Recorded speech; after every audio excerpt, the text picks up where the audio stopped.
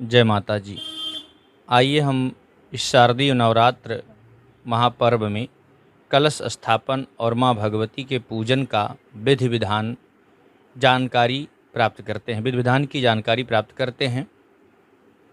सभी भक्तगणों को प्रातः स्नान ध्यान नित्य क्रिया से निवृत्त हो करके अपने घर में माँ भगवती के मंदिर का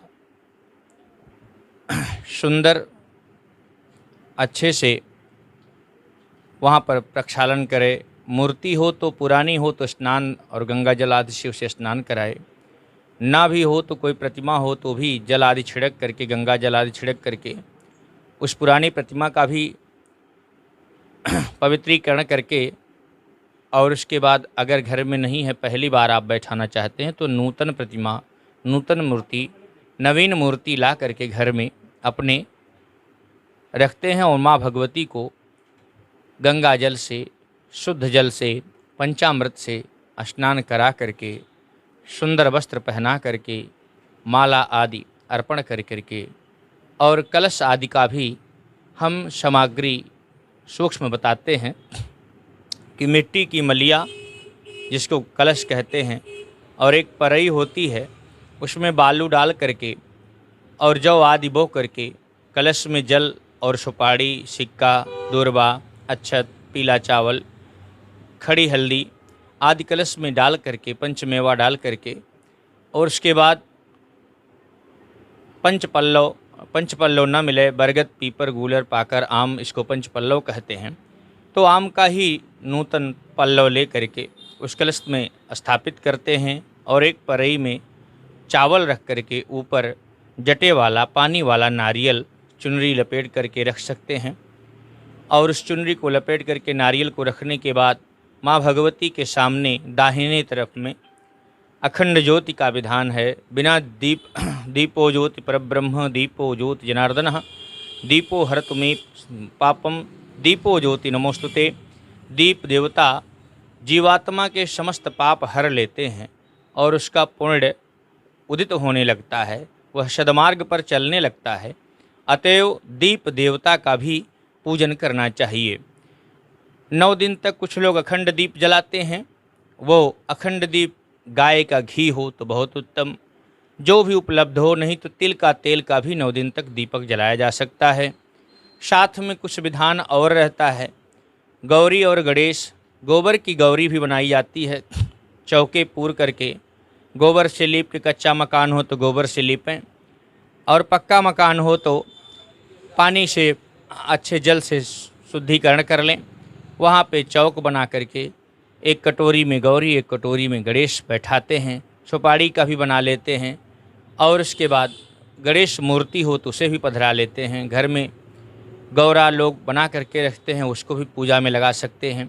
नवग्रह की भी 9 पुंज रख करके, 9 सुपारी रख करके नवग्रह की भी पूजा करनी चाहिए। गौरी गणेश की भी पूजा करनी चाहिए। कलश स्थापन की जैसे विधि बताई गई वैसे ही कलश स्थापन कर सकते हैं। मंत्र आदि ना आता हो तो हिंदी में भी अपने भाव को देवताओं के पास व्यक्त करना चाहिए कि हे माँ भगवती, हम आपको प्रसन्न करने के लिए 9 दिन तक व्रत करते हैं और आज कलश स्थापन कर रहे हैं। अब मुझे संस्कृत का ज्ञान नहीं है तो कलश कैसे स्थापित होता है, लेकिन मैं जो विधि विधान जानता हूँ उसी के अनुसार मैं कलश स्थापन, नवग्रह पूजन, गौरी गणेश का पूजन आदि आदि मैं कर रहा हूँ। इनको पंचोपचार से पूजन भी होता है, षोडशोपचार से पूजन। यदि कोई विद्वान ब्राह्मण आता है तो षोडशोपचार से पूजन कराता है। रोली, अक्षत, अबीर, गुलाल, सिंदूर, मधुपर्क, शहद आदि आदि पदार्थों को एकत्रित करके विधिवत माँ का, भगवती का पूजा होता है। माँ भगवती का पूजा कलश स्थापन करने के बाद बहुत से लोग दुर्गा सप्तशती का पाठ कराते हैं। अंगन्यास, करन्यास, तंत्रोक्त, विनियोग, 3 कवच, कीलक, अर्गला, ये भी 3। शाप विमोचन भी होता है, 13 अध्याय का पाठ भी होता है। उसके बाद भी न्यास होता है, जप होता है, और तंत्रोक्त, विनियोक्त और प्रधानिक रहस्य, वैकृतिकम रहस्य आदि आदि का पाठ करके सांगोपांग दुर्गा सप्तशती का पाठ कराने को एक अनुष्ठान कहते हैं। 9 दिन तक साधक लोग उसे भी पढ़ सकते हैं। जिस साधक की संस्कृत मजबूत न हो शुद्ध न हो वह हिंदी में भी माँ भगवती का पाठ कर सकता है और कलश स्थापन कर सकता है। और इस शारदीय नवरात्र में पहले दिन माँ भगवती को अभी चर्चा हुई, धूप दीप नैवेद्य और ऋतु फल आदि जो भी उपलब्ध हो उसे भोग लगाएं। उसके बाद महागौरी को भी वही भोग लगेगा। कोई और इनके मंत्र हैं, प्रत्येक दिनों के हर देवी का मंत्र है, अथवा नव दुर्गा के नाम से पूजा करते रहें। प्रथमम शैलपुत्री च, द्वितीयम ब्रह्मचारिणी, तृतीयम चंद्रघंटेति कुष्मांडे, चतुर्थकम पंचमम स्कंदमातेति, खष्टम कात्यायनी च, सप्तमम कालरात्रिति महागौरीति च, अष्टमम नवमम सिद्धिदात्री च। नव दुर्गा प्रकीर्तिता। ये नव दुर्गा भगवती आदिशक्ति दुर्गा जी ही हैं, जो नवधा शक्ति, नवधा भक्ति और नव रूप में शारदीय नवरात्र में प्रकट होकर के घर घर का जनमानस का कल्याण एवं मंगल करती हैं। पूजन के बाद माँ भगवती की आरती होती है। हाँ, माँ भगवती की आरती जय अम्बे गौरी जगजननी जय जय जो भी आप जानते हैं उसको कर सकते हैं। उसके बाद पुष्पांजलि होती है।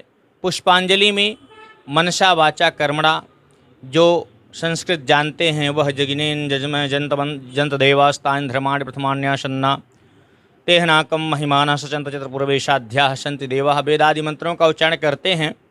अगर उन्हें वेद का ज्ञान नहीं है तो मौखिक, मानसिक या वाचिक हिंदी बोल करके भी माँ भगवती को प्रणाम कर सकते हैं।